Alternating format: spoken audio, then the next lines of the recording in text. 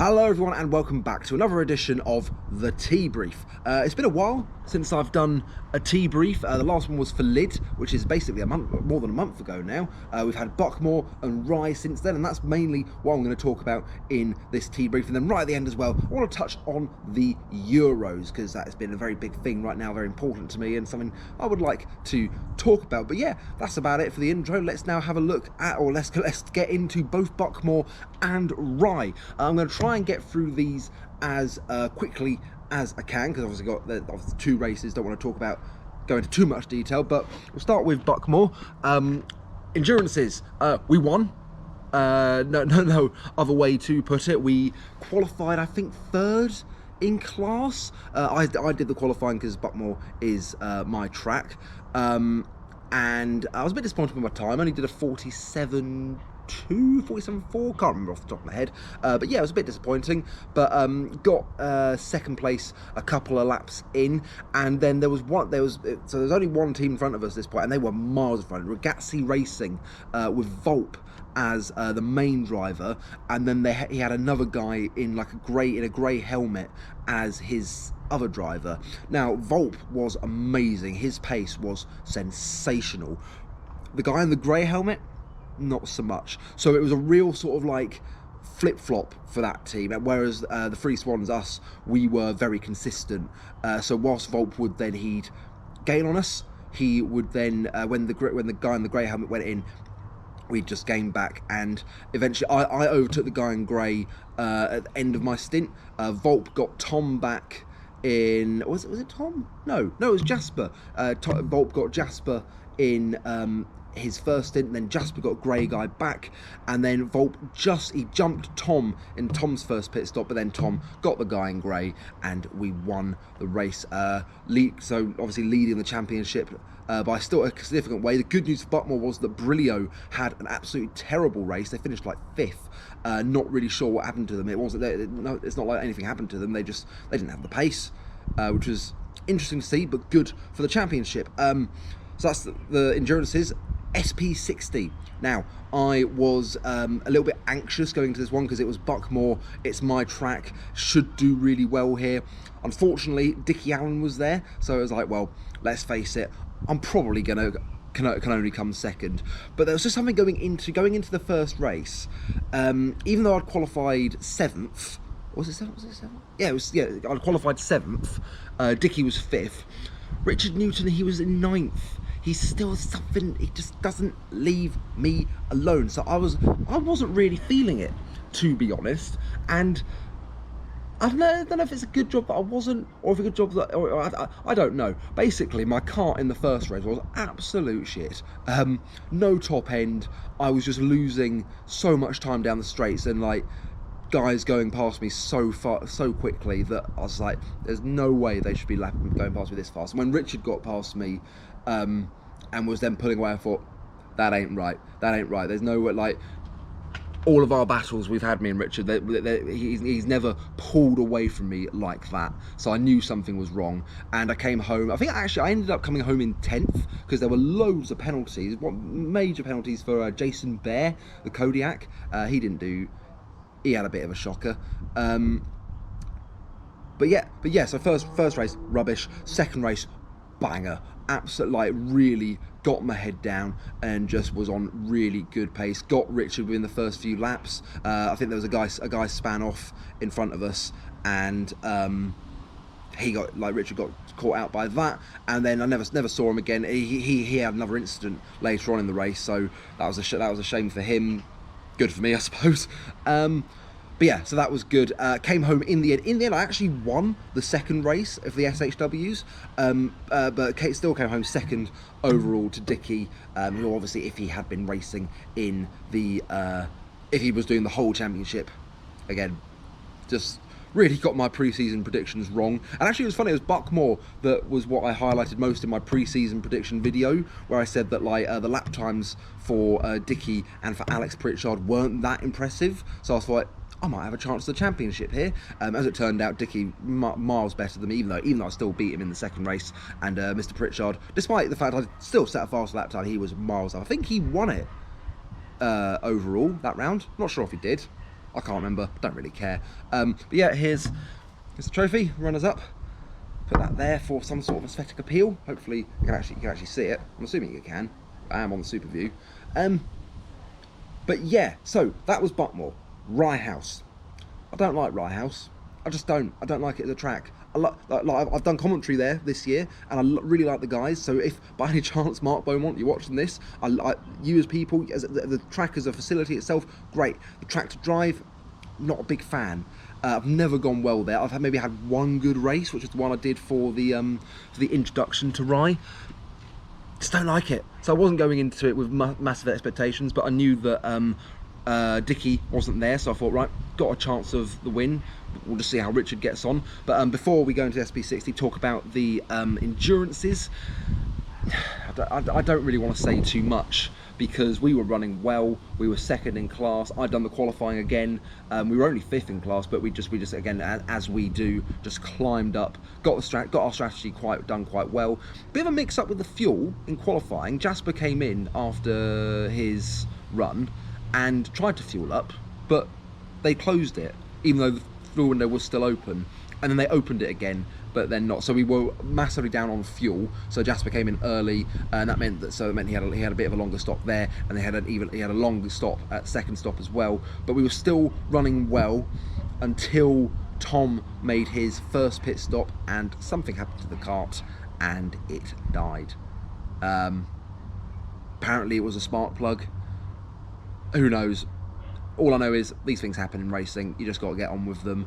And had that not happened, we would have probably won because Brilio fell off the boil, and we were well in front of the team that eventually won. I think it was Team Jaws won the Inters class, and we ended up fifth.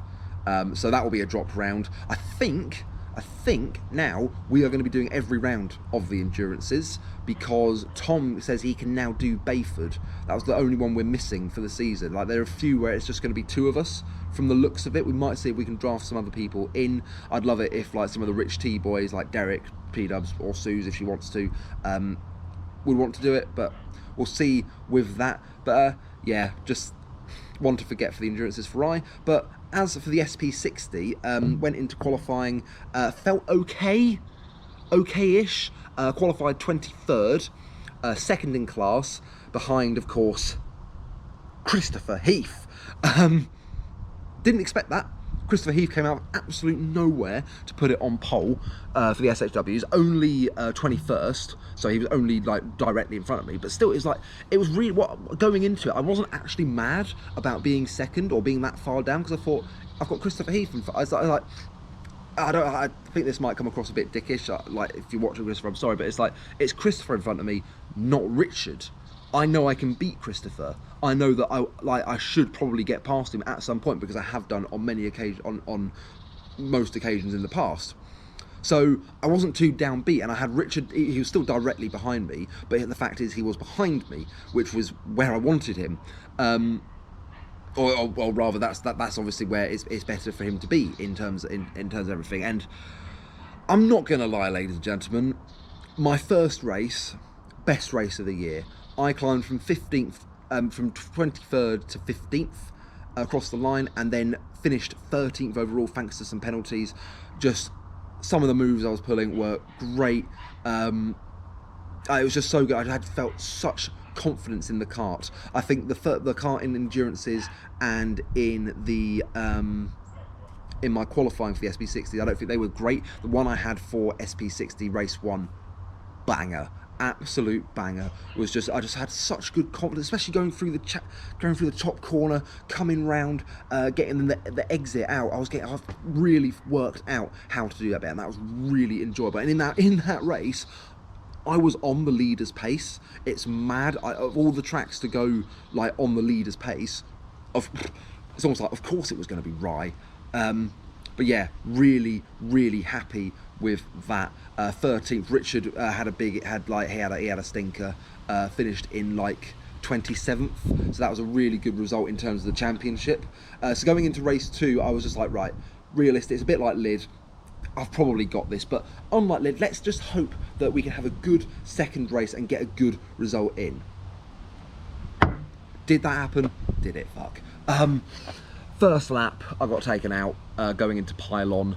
I'm fairly certain it was the guy in the massive red helmet. I've looked back at the footage. You'll see it in the video. You've got the guy in the white helmet and the red suit, whose name I don't know. He's on my inside, and the guy in red is on his inside. So trying to go 3 into 1 into pylon. And I had definitely only left, there was only enough space for one card, which is how it should be. And yeah, I was fuming, but I was able to get back on the road, got past Philip Goodis, in fact, probably my best move of the year so far, proper dive bomb down into hairpin 1.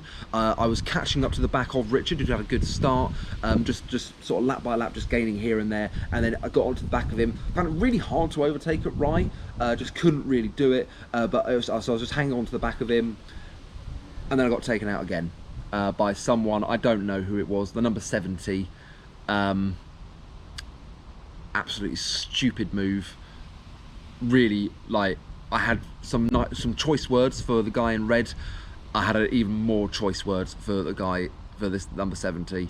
It was just stupid. I don't know what he was doing. I don't know what he was doing. He apologised to me afterwards, and that's that.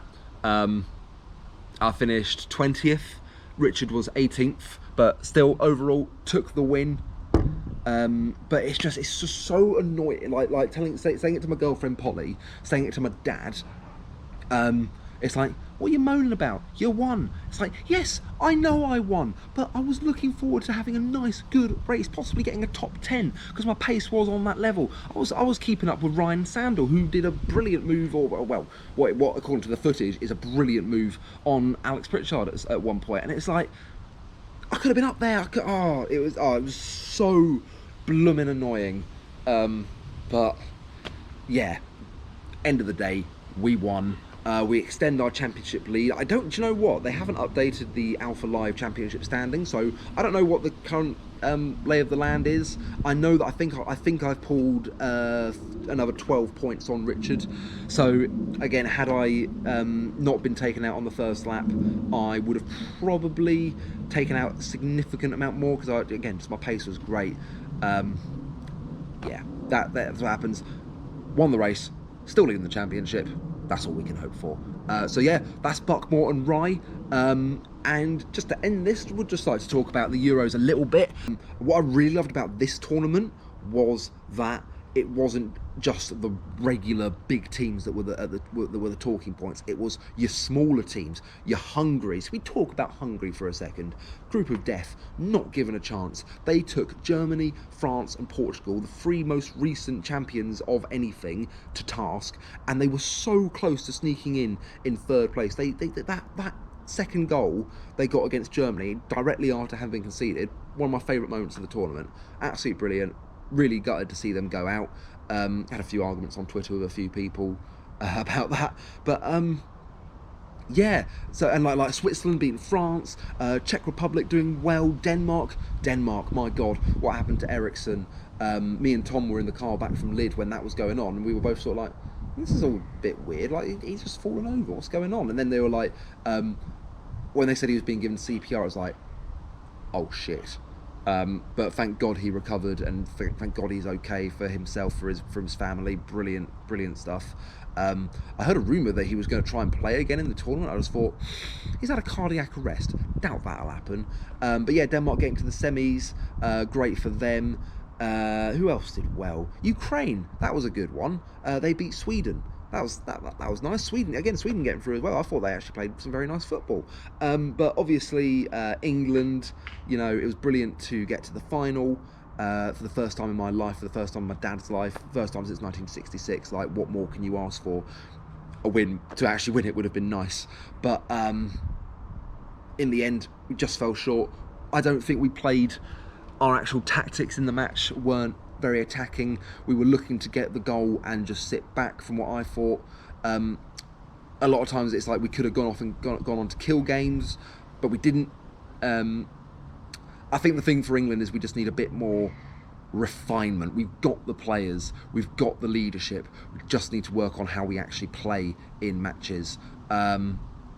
And then, yeah, I don't really want to talk about what's the fallout from the final.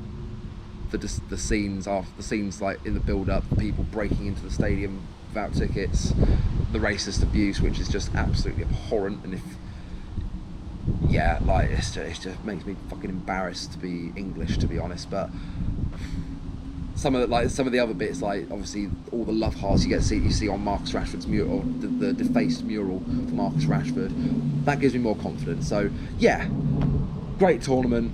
Unlucky England, we go again for the World Cup next year. But yeah, there we go. That has been another tea brief. I hope you've enjoyed it. I hope you stuck around. Obviously, I've rambled on once again for a little bit longer than I hoped to. But yeah, look forward to keep an eye out for the Buckmore and Rye videos that will, fingers crossed, will be out before Elo. There's going to be a good track introduction for Ella. I'm actually going to put some effort into this one because I'm going to be talking about the first race I ever won in Club 100. So be sure to stick around for that. If you are still sticking around, if you have watched me through till the end and you're not subscribed to this channel for any reason, please be sure to subscribe and hit that bell for notifications so that you know when a new Rich T video comes out. Thank you so very much for watching. I'll see whoever's left watching at Elo in a couple of weeks' time. And all that's left for me to say for now is ta-ta and farewell.